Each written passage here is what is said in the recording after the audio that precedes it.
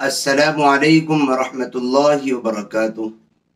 امید کرتا ہوں دوستو آپ تمام حضرات خیریت سے ہوں گے۔ اللہ سے دعا ہے جہاں بھی آپ ہیں اللہ آپ کو خوشی اور سلامتی کے ساتھ محفوظ رکھے۔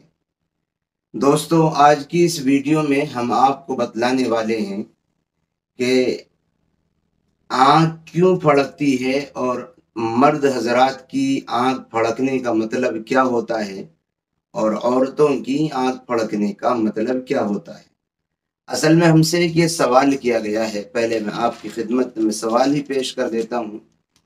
سائل نے معلوم کرنے والے نے معلوم کیا ہے کہ مفتی صاحب کچھ لوگوں سے اس طرح سنا گیا ہے کہ اگر مرد کی دائیں آنکھ پھڑکتی ہے تو یہ کسی آنے والی خوشی کی طرف اشارہ ہوتا ہے، اور عورت کے بارے میں اس کا الٹا سنا گیا ہے کہ بائیں آنکھ عورت کی اگر پھڑکتی ہے تو خوشی، اور دائیں آنکھ پھڑکتی ہے تو کسی پریشانی کی علامت اور نشانی ہوتی ہے۔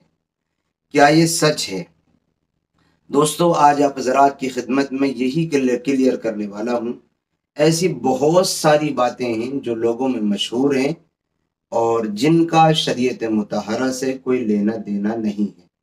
انہی باتوں میں سے ایک بات یہ آنکھ کے پھڑکنے پر، دائیں آنکھ کے پھڑکنے پر خوشی کی علامت اور بائیں آنکھ کے پھڑکنے پر پریشانی کی علامت، اور عورت کی بائیں آنکھ پھڑکنے کو خوشی کا ذریعہ سمجھنا اور دائیں آنکھ پھڑکنے کو پریشانی کا مطلب سمجھنا، یہ بات بھی انہی میں سے ہے۔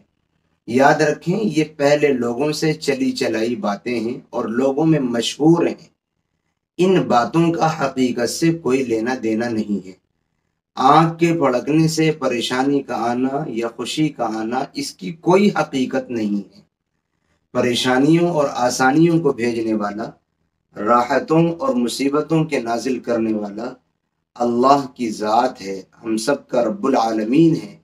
آنکھوں کے پھڑکنے سے اور نہ پھڑکنے سے، دائیں اور بائیں کے پھڑکنے سے پریشانیاں اور آسانیاں آئیں یا پیدا ہوں، اس سے اس کا کوئی لینا دینا نہیں ہے۔ اس لیے اس طریقے کی جو بھی باتیں ہمارے سماج اور معاشرے میں رائج ہیں اور دین کے نام پر وہ آگے چل رہی ہیں، ان پر بین لگانا چاہیے، ان کو ختم کر دینا چاہیے۔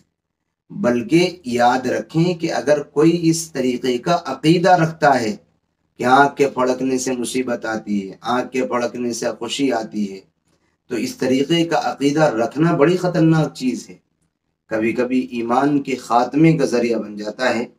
اس لیے بات کو صحیح طریقے پر سمجھ کر کے، علماء سے معلوم کر کے کسی بھی بات کو اس پر عمل کرنا چاہیے، یا وہ سوچ اپنی بنانی چاہیے، بغیر معلوم کیے ہوئے کسی عام آدمی کے کہنے یا سننے سے کوئی ذہنیت اپنی بنا لینا یہ اسلامی سوچ نہیں ہے۔ امید کرتا ہوں بات آپ کی سمجھ آ گئی ہوگی۔ دعاؤں کی درخواست ہے، پھر ملیں گے انشاءاللہ کسی نئی اور اچھی ویڈیو کے ساتھ۔ السلام علیکم ورحمۃ اللہ وبرکاتہ۔